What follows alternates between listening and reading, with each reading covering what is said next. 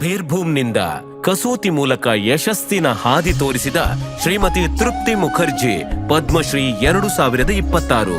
ಬಂಗಾಳದ ಬೀರ್ಭೂಮ್ ಜಿಲ್ಲೆಯ ಶಿವಣಿ ಎಂಬ ಪುಟ್ಟ ಪಟ್ಟಣದಲ್ಲಿ ಸಾಮಾನ್ಯ ಕುಟುಂಬದಲ್ಲಿ ಪುಟ್ಟ ತೃಪ್ತಿ ಮುಖರ್ಜಿಯವರ ಜನನ.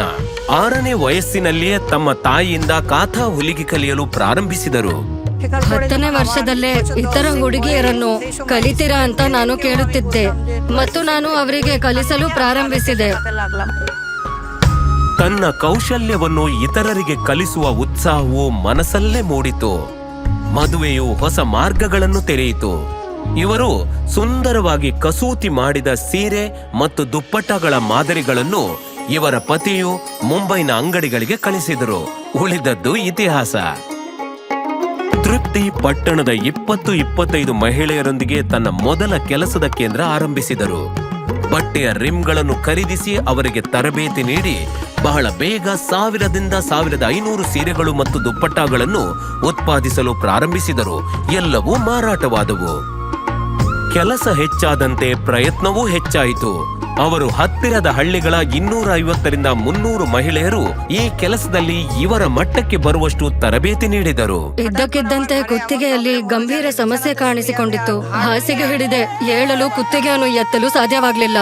ಕೆಲವು ದಿನ ಕುತ್ತಿಗೆ ಕಾಯಿಲೆಯ ನಂತರ ಅವರ ಕಣ್ಣುಗಳು ಒತ್ತಡದಿಂದ ದೃಷ್ಟಿ ಕಳೆದುಕೊಳ್ಳುವ ಸಾಧ್ಯತೆ ಕಂಡುಬಂತು. ಆದರೆ ಅದಮ್ಯ ಚೈತನ್ಯದಿಂದ ಎಲ್ಲ ಕಷ್ಟ ನಿವಾರಿಸಿಕೊಂಡು ಕೆಲಸವನ್ನು ಮುಂದುವರೆಸಿದರು.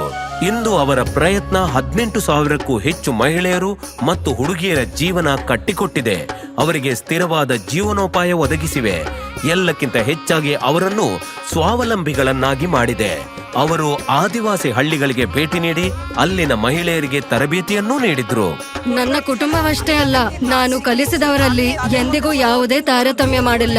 ಯಾವುದೇ ರೀತಿಯಲ್ಲಿ ಸಹಾಯ ಮಾಡಲು ಅಥವಾ ಅವರ ಮೂಲಕ ಸಮಾಜಕ್ಕೆ ಕೊಡುಗೆ ನೀಡಲು ಸಾಧ್ಯವಾದ್ರೆ ನನಗೆ ಹೆಮ್ಮೆ ಆಗುತ್ತದೆ ಮತ್ತು ನಾನು ಅವರನ್ನು ಮನಸಾರೆ ಪ್ರೀತಿಸುತ್ತೇನೆ. ಇಂದು ತೃಪ್ತಿಯಿಂದ ತರಬೇತಿ ಪಡೆದ ಬೀರ್ಭೂಮ್ನ ಮಹಿಳೆಯರು ಕಾಥಾ ಕರಕುಶಲತೆಯು ಮಹತ್ವದ ಉದ್ಯಮ ಅಂತ ದೃಢವಾಗಿ ನಂಬುತ್ತಾರೆ. ಅವರ ಜಂಟಿ ಪ್ರಯತ್ನಗಳನ್ನು ವಿದೇಶಗಳಲ್ಲಿ ಕಲಾ ಪ್ರದರ್ಶನಗಳಲ್ಲಿ ಪ್ರದರ್ಶಿಸಲಾಗಿದೆ, ಪ್ರಶಂಸಿಸಲಾಗಿದೆ. ಇದು ಭಾರತಕ್ಕೆ ಹೆಮ್ಮೆ ತಂದಿದೆ. ಮುಂದಿನ ಪೀಳಿಗೆಗೆ ಕಿವಿ ಮಾತು ಅಂದ್ರೆ ಅವರು ಉತ್ಸಾಹ ಭರಿತರಾಗಿರಬೇಕು, ಪೂರ್ತಿ ಗಮನವಿಟ್ಟು ತಮ್ಮನ್ನು ತಾವು ತೊಡಗಿಸಿಕೊಳ್ಳಬೇಕು, ಎಂದಿಗೂ ಹಿಂದೆ ಸರಿಯಬಾರದು, ತಮ್ಮ ಕೆಲಸವನ್ನು ಸಮರ್ಪಣಾ ಭಾವದಿಂದ ಮುಂದುವರಿಸಬೇಕು. ಶ್ರೀಮತಿ ತೃಪ್ತಿ ಮುಖರ್ಜಿ. ಕೋಟಿ ಕೋಟಿ ನಮಸ್ಕಾರ.